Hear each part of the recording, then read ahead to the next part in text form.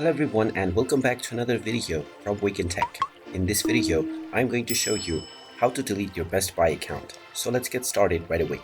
First of all, open up your web browser and then in the address bar type in bestbuy.com and press enter. You will now be taken into the official Best Buy website. Now if you haven't logged into your account already, click on the account icon at the top section and proceed forward with logging in using your email address and your password.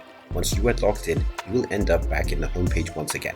Now, if you click on the drop-down button from your username and then click on Account, you will see various different options, but there is no particular option to delete your account. So you will need to click on the Contact Us button in order to contact the support team. Now, click on My Account and you will see the various ways by which you can contact the support team. If you don't have the online chat option available, you can click on More Ways to Contact Us and you can speak with an agent by calling the given number.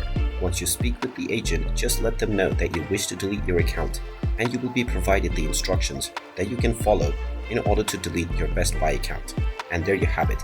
That is how easy it is to delete your existing account on Best Buy. If you find this video helpful, make sure you hit that like button and subscribe to our channel if you haven't done so already. Also ring that notification bell to never miss another update from us. Thank you for watching and I will see you again in the next video.